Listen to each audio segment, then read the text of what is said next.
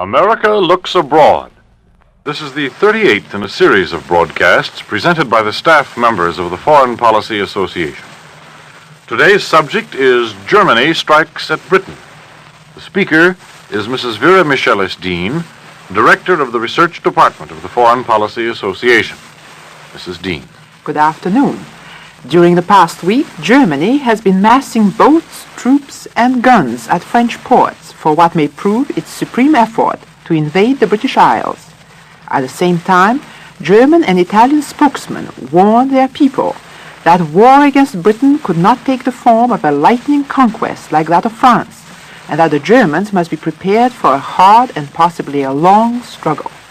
These warnings may be intended to dispel illusions of a quick victory among the German and Italian people, but they may also be intended, as Mr. Churchill pointed out yesterday, to take the British off their guard and thus weaken their expected resistance to another blitzkrieg.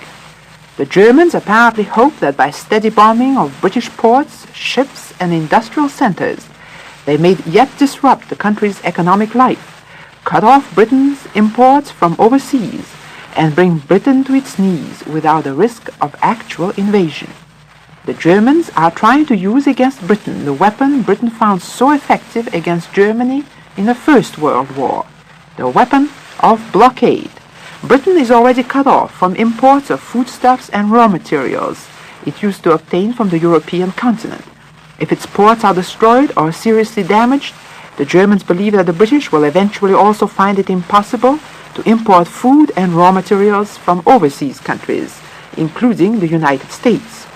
But Britain, too, is still using the weapon of blockade, this time not only against Germany, but against the entire European continent, now under German rule. Before the collapse of France, Germany had no direct access to the Atlantic Ocean. But the moment France capitulated, Germany obtained not only control of French ports on the Atlantic Ocean, but also access to Spain and Portugal, which are still officially neutral. As long as Spain and Portugal remain neutral, they can purchase goods from overseas countries, including the United States, and if they wish, ship these goods to Germany. This is exactly what Britain thought Spain and Portugal were doing. To prevent overseas goods, especially oil, from reaching Germany through Spain and Portugal, Britain has now extended its blockade to cover these two countries, as well as France, which for the time being is regarded by the British as enemy-occupied territory. So while Britain is now unable to obtain any products from the continent in turn can obtain nothing from the Western Hemisphere or Asia without the permission of the British. Britain's blockade of the continent has been reinforced by the action of the American government. On July 25, the United States prohibited the export of oil and scrap metal without a specific license and prevented cargoes of these materials from clearing for Spain and Japan. On July 31, it went further and ordered an embargo on exports of aviation gasoline to all countries outside the Western Hemisphere, except such quantities as may be needed for the operation of American-owned airplanes operating in foreign services. These restrictions can of course be explained by considerations of our own national defense. The United States government regards the international situation with the utmost seriousness. Last Thursday, Secretary of War Stimson, in a statement to the House Military Affairs Committee, said we must take into consideration the possibility that in another 30 days Great Britain herself may be conquered and her shipyards pass under German control. The government is therefore taking what may appear entirely natural precautions to preserve our stocks of essential war materials and to prevent them from passing into the hands of countries which might become our enemies. At the same time, there is no doubt that the embargo on oil will prove a blow to Spain, where there is a serious shortage of gasoline. It will also prove a blow to Japan, which has been drawing the bulk of its war materials from the United States.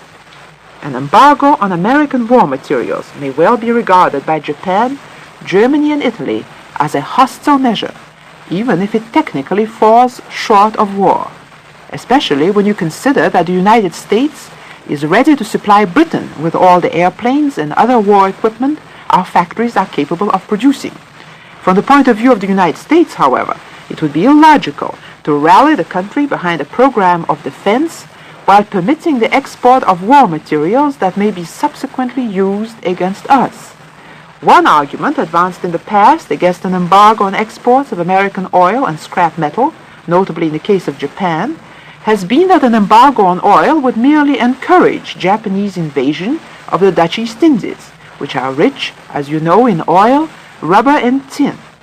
But the Japanese press has recently indicated that Tokyo was in any case considering the possibility of seizing the Dutch East Indies, while France is prostrate and Britain is engaged in a life and death struggle with Germany. And it isn't by any means certain that compliance with Japanese demands would necessarily improve this country's relations with Tokyo. Britain had just yielded to Japan's demand for closing of the Burma Road, only to discover that the Japanese apparently thought this was a sign of weakness and proceeded to arrest British citizens in Japan on charges of spying. With the adoption of these various measures and countermeasures of economic warfare, the conflicts in Europe and Asia are assuming more than ever the form of an endurance test. Germany and Italy, now excluded from the markets of the Western Hemisphere and Asia, are concentrating their efforts on the development of war materials available in Europe. Germany already has access to the iron ore of Sweden, Spain, and France. In the Balkans, where France and Britain have lost all influence for the time being, Germany is rapidly obtaining control of industrial enterprises formerly owned by French, British, Dutch, and Czech capital. Among these are iron mines in Romania and copper mines in Yugoslavia. But the most important of these enterprises are the Romanian oil wells. The Romanian government has confiscated the British-controlled oil firm Astra Romana. It has expelled French and British oil technicians on the ground they had been plotting to damage the wells. It has seized British oil barges on the Danube. Until now, Anglo-French concerns in Romania had refused to let any of their oil go to the Nazis. Now, if transportation difficulties can be solved, Germany will probably be able to obtain the bulk of Romania's oil exports, which last year amounted to 4 million tons. You can see under these circumstances how important it is for Germany that Romania should remain at peace. That is why the Nazis have done everything in their power to prevent the spread of war to the Balkans. Last winter it had seemed that the French and British might attempt to use the Balkans as a base for operations against Germany. With the collapse of France, this possibility was eliminated. But then Romania's neighbors, Russia, Bulgaria, and Hungary, began to demand part of its territory, and their demands threatened to create a conflict. As you know, Russia did occupy Bessarabia, a province that had formed a part of the Russian Empire until 1918, when it was taken over by the Romanians. Germany did not openly interfere with Russian occupation of Romanian territory, which incidentally brings the Russians within a short distance of the Romanian oil wells. But Hitler did take action when Hungary and Bulgaria, in turn, demanded their share of the Romanian spoils. Now you'll remember that Hungary and Bulgaria had been associated with Germany in the First World War. They had long been friendly with Germany and Italy, in contrast to Romania, which had been friendly with France and Britain. The Hungarians and Bulgarians had hoped that with the aid of Hitler and especially of Mussolini, they would recover the territories they had lost to Romania. But actually, when the Hungarian and Bulgarian representatives visited Hitler in Salzburg, they were apparently advised to go slow about pressing their claims against Romania and to wait for the final peace settlement, which Hitler expects to make after he has conquered Britain. Hitler told Romania to begin negotiations with Hungary and Bulgaria, and it is possible that some minor concessions may be worked out.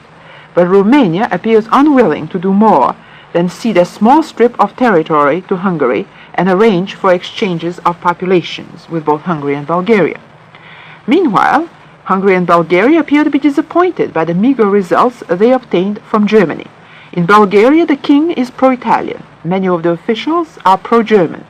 But the population is sympathetic to Russia. The same thing is true of Yugoslavia, which so far has not figured in the negotiations for Balkan reconstruction on the German pattern. It is quite possible that Russia may take advantage of pro-Russian sentiment in Yugoslavia and Bulgaria to try and check German influence in these countries.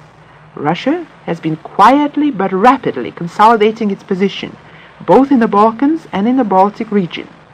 In elections held under Soviet military control, Latvia, Estonia, and Lithuania voted to join the Union of Soviet Socialist Republics.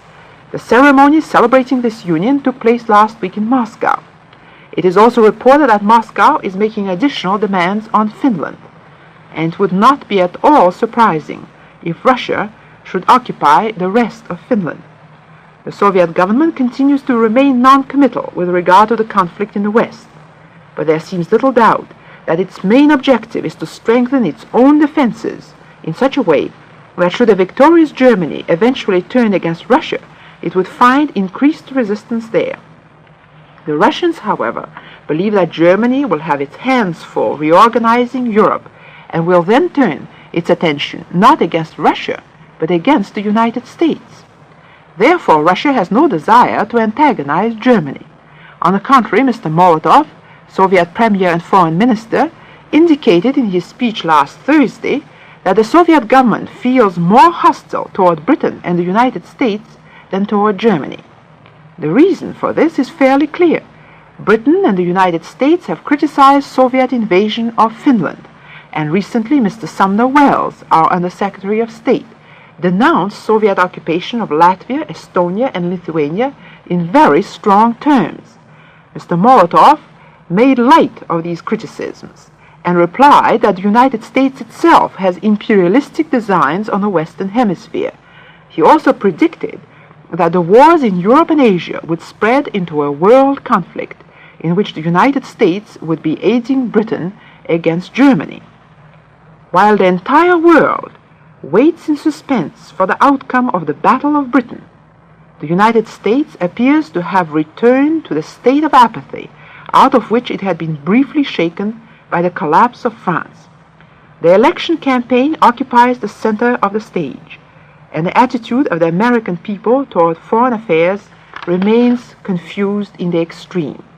If it were possible to define our foreign policy at this moment, it might be summed up as a series of contradictions. We are building up our own defenses, but we are not certain whether we should wait until our territory has been invaded before using our armaments, or use them to bar German and Japanese influence from the Western Hemisphere.